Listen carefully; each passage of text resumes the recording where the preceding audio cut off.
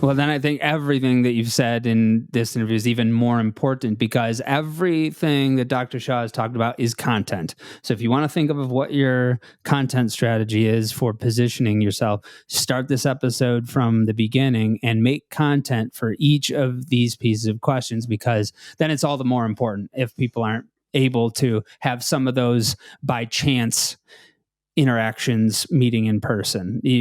Having content for all this stuff, having your fellows talk about the different questions, having your different faculty answer the questions, and certainly any ways you can do it creatively help, but just start by answering them straightforward. How do you get the nation's best doctors to rank your fertility program, your REI fellowship program, at the top of their list? Not just apply, but to be at the top of the list. I go through that process today with Dr. Jaimin Shah. Now he's an attending REI at Shady Grove Fertility in Houston.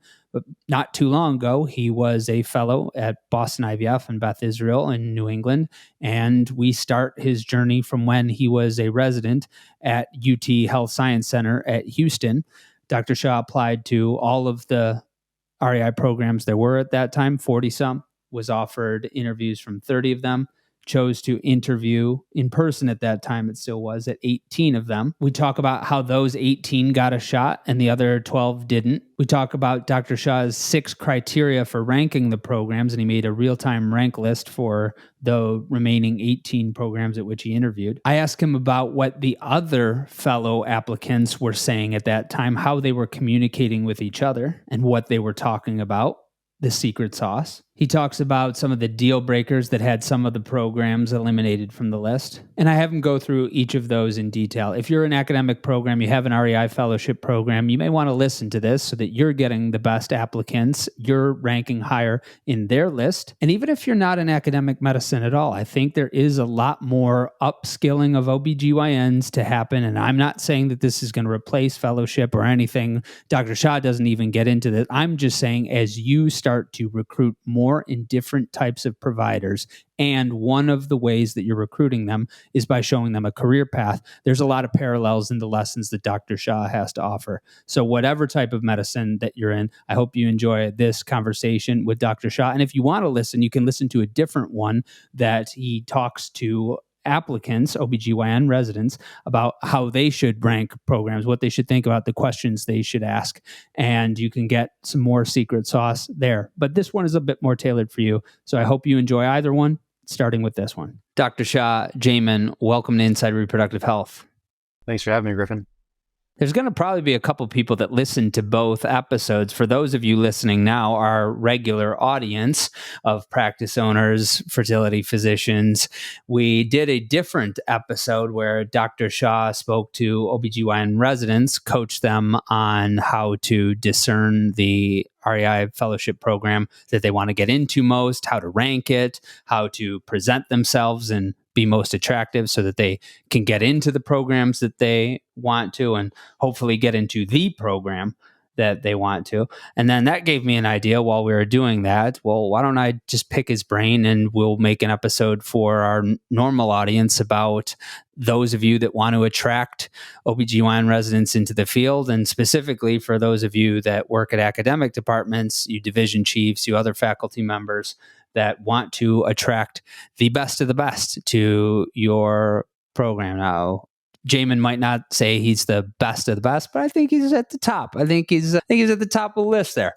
So, Jaimin, why don't we just start with where you did your residency, where you did your fellowship training, and then where you're working now, and then we'll start to ask about what it was like when you were looking at fellowship programs.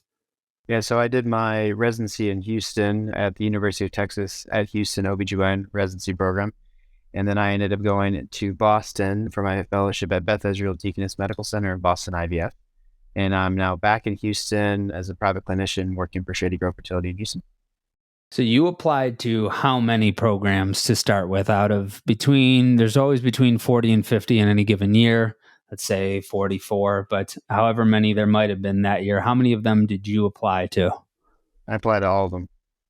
And how many of them reached back out to you for an interview? I was fortunate. I had a good number of interview offers, which was great. I had about 30.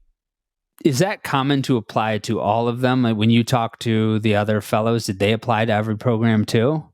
I think a lot did. I think some that were more restricted by geographic constraints, meaning that they needed to stay in a certain area due to a partner or for whatever various reason. Some only applied to certain areas. What I would feel like probably more than half of applicants probably applied to all programs, knowing that some that they wouldn't get necessarily an offer, but it's always just kind of to throw your hat in the ring early on versus trying to add it, a month later when all the interview slots have gone. So that's usually what I recommend to most applicants if they're have the ability to go anywhere or have that flexibility to try applying to all of them.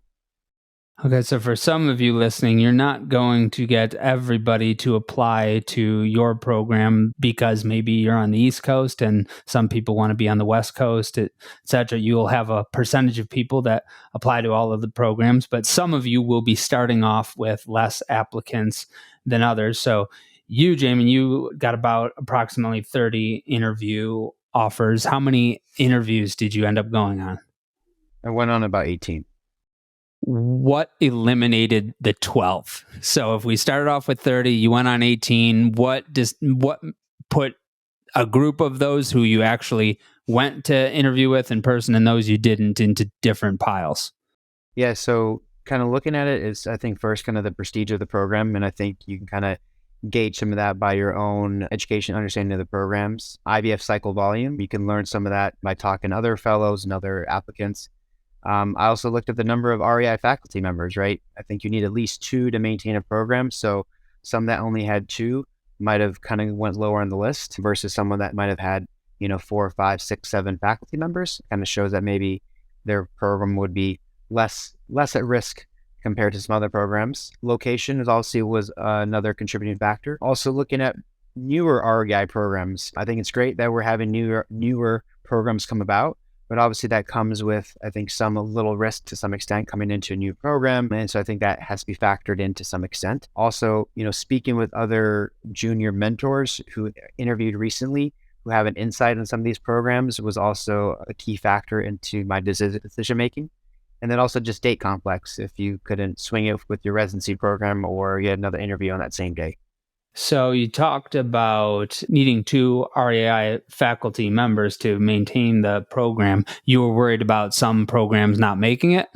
Yeah, I think it's always a concern. And I think whenever I was a fellow, I know there was a couple programs that were a program when I interviewed and that were no longer a program when I was a fellow, right? So I think that highlights that being factored into the decision for sure.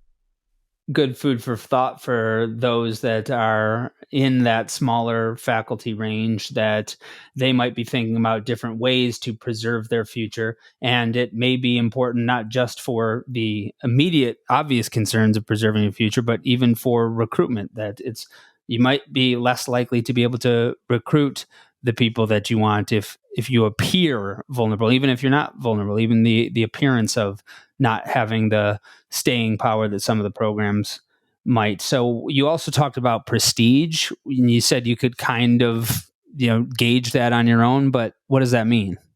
I think just kind of the looking at the programs and looking at kind of when you rank at top tier versus middle tier and kind of the reputation of that name and that kind of thing only help you long term with careers and opportunities for academic positions or kind of next steps even to private practice.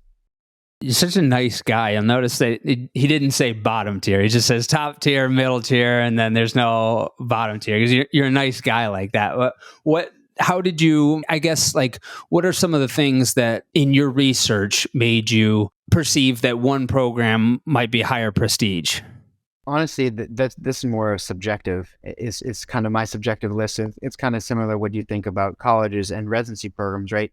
Certain names are going to kind of carry a maybe higher weight on your CV than other programs, right? It's another thing of saying you came from, a Columbia or Stanford or Harvard program, right? So those just carry a little bit more weight, I think, to some extent. And so I think it's subjective, right, to my own personal opinion. But also talking to other recent fellows and other recent graduates to get their input as well. And I think a lot of them kind of share a similar sentiment.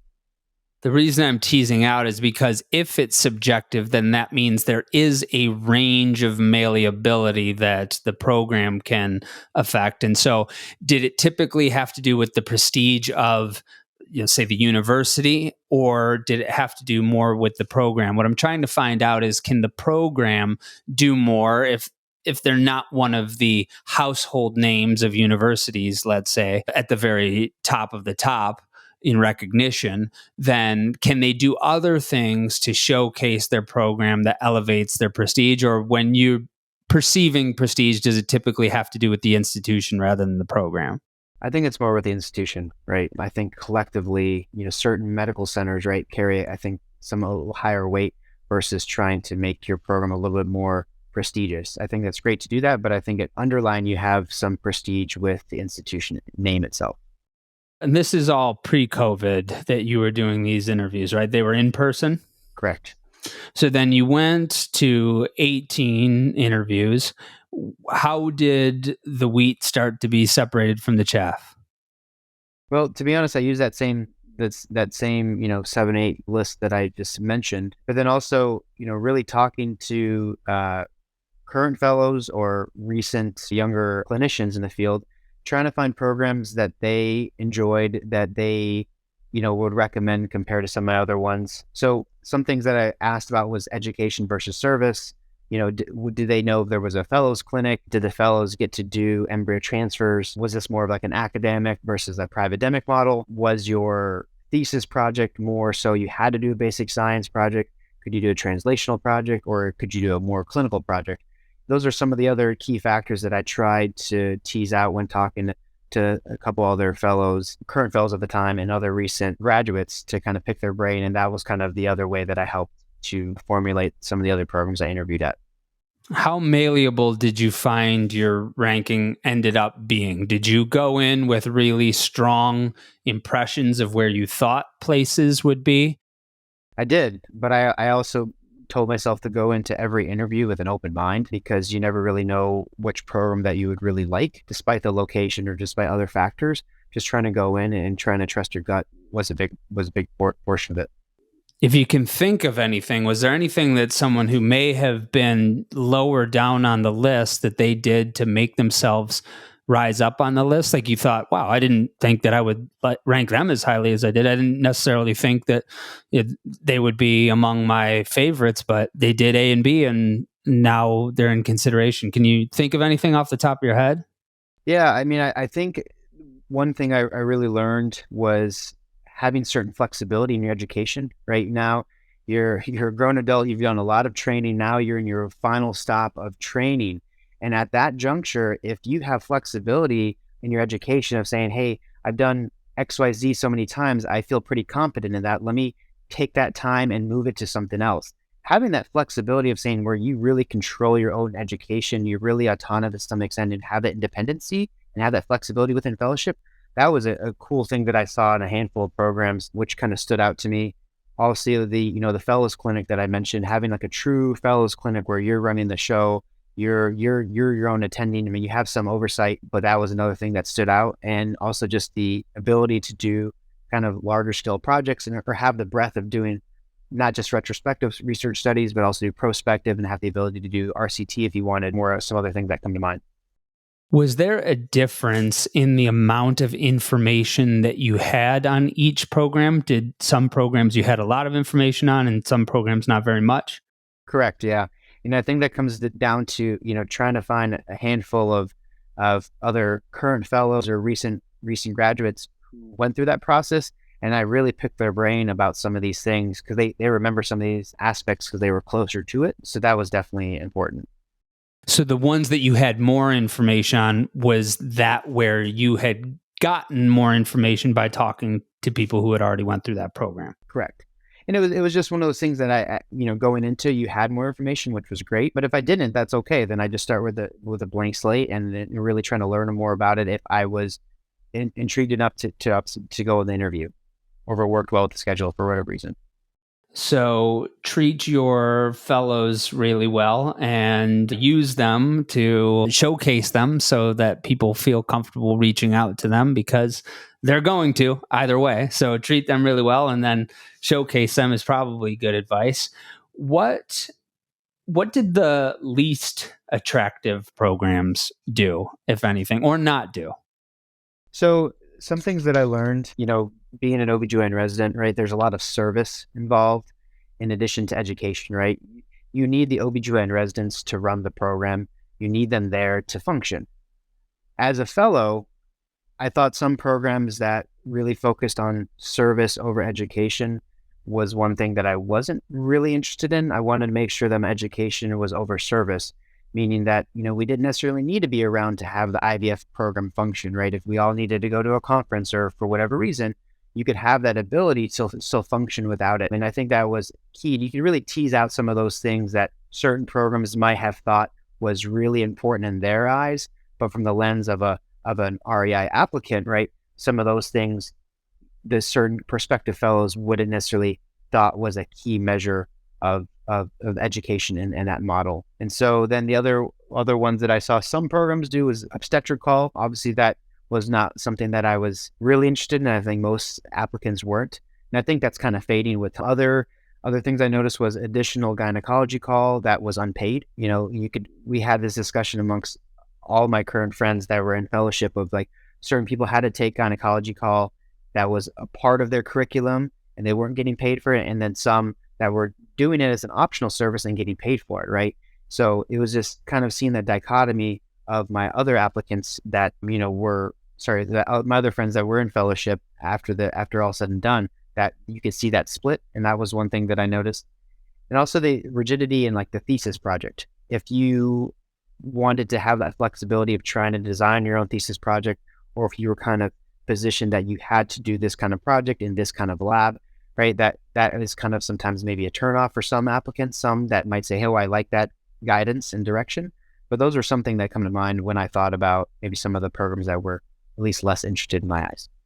This could be my ignorance not being a physician, but why are people doing obstetric call if they're in fellowship training to be in REI? Is it simply because they're part of an OB/GYN division and everybody in that division and overall department have to do obstetrics or gynecology?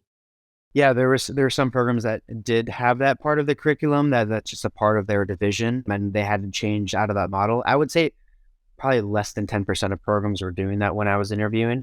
I think it's now switching through the ACGME where that's not necessarily allowed anymore. And I think that was a change when I was a fellow, but I do know when I was interviewing that was still coming about on some interviews for sure. Yeah, it seems like if it's just for the case of getting that experience, you just had 4 years of that experience, it would seem to be. You're here to do something. It should have been an optional thing that if some REI fellows wanted to do that by their own choice, sure. But I didn't necessarily think that it should be a required thing, given that, we are phasing out from the obstetrics standpoint and more into the REI standpoint. What questions did the best programs ask of you, if any? They were all more, it was a lot of very similar questions. It was more asking about, which research projects you really like. Tell me about a certain project. They would maybe ask you general research questions about your CV, goals for fellowship, goals for post-fellowship, and then really try asking you about different experiences you might have had that stood out to them on their CV. It was a lot of these interviews were more just general pleasant conversations about your experience, about their experience. They were all very similar for the most part. There wasn't really one that stood out that was such drastic type of questions. One thing that I'm thinking of now is when you have potential fellows reaching out to you, well, one, how often does that happen? Two, when it does, what are they asking of you?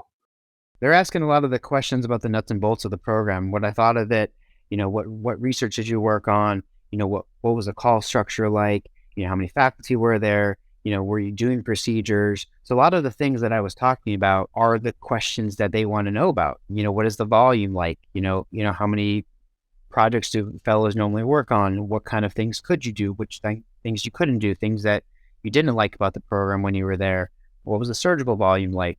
So those are all things that you can slowly tease out. And that's kind of what I was doing, with my mentors at the time to ask those questions.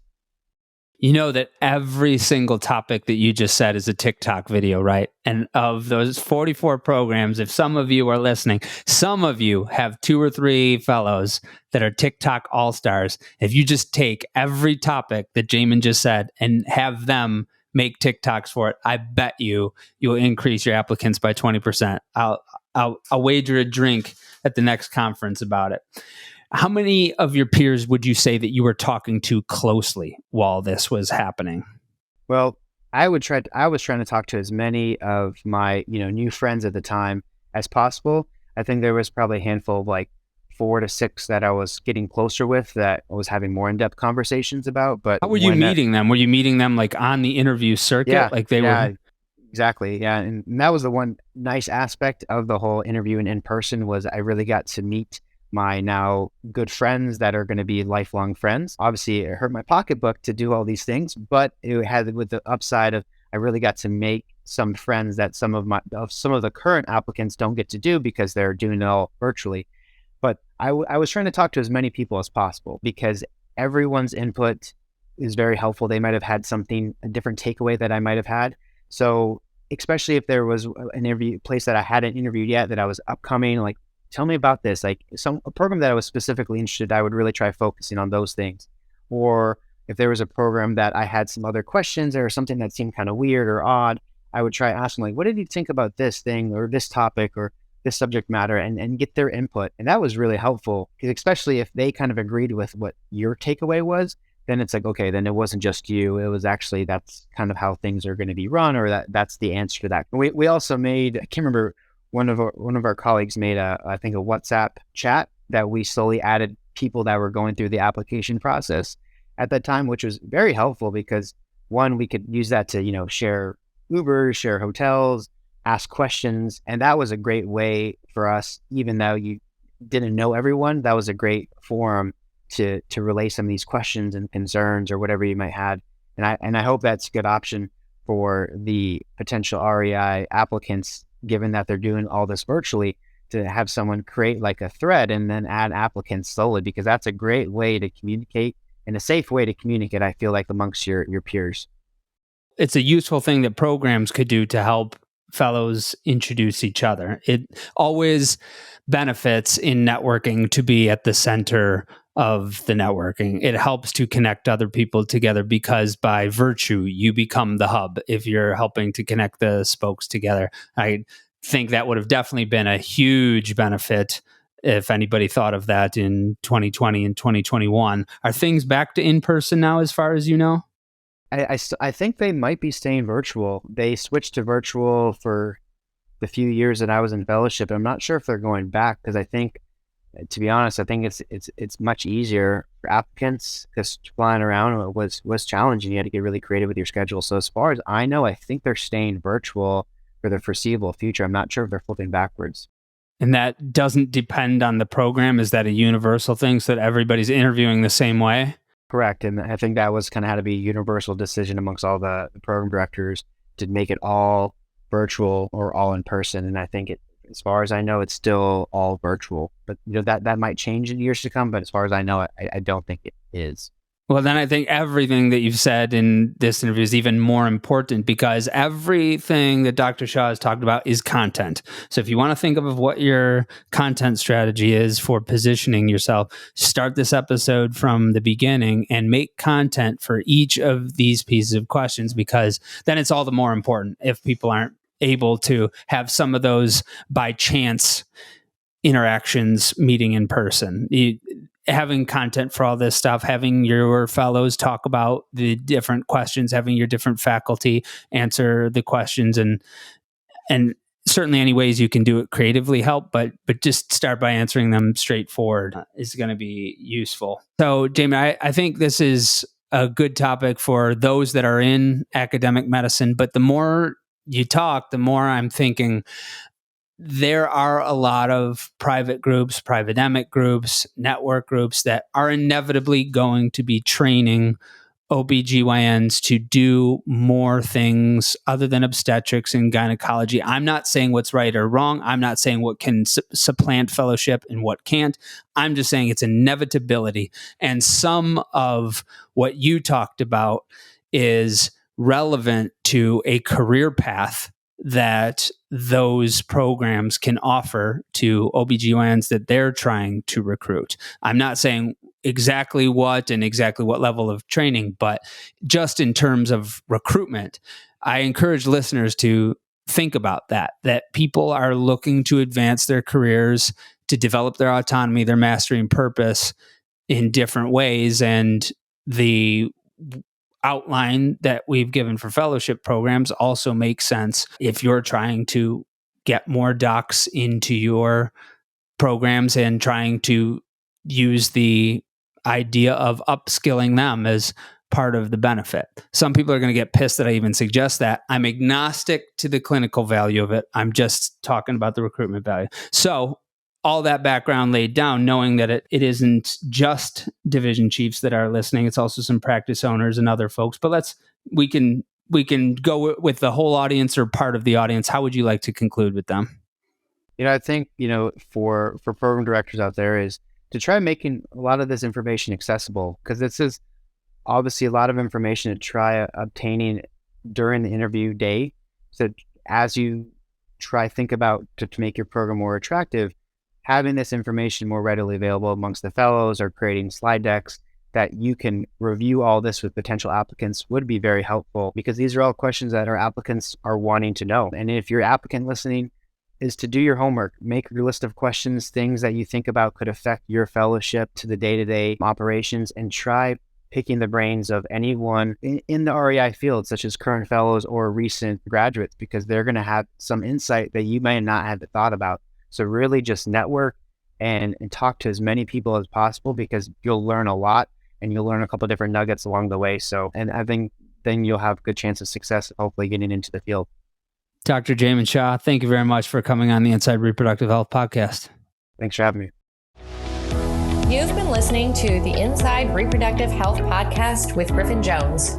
If you're ready to take action to make sure that your practice thrives beyond the revolutionary changes that are happening in our field and in society, visit fertilitybridge.com to begin the first piece of the fertility marketing system, the goal and competitive diagnostic. Thank you for listening to Inside Reproductive Health.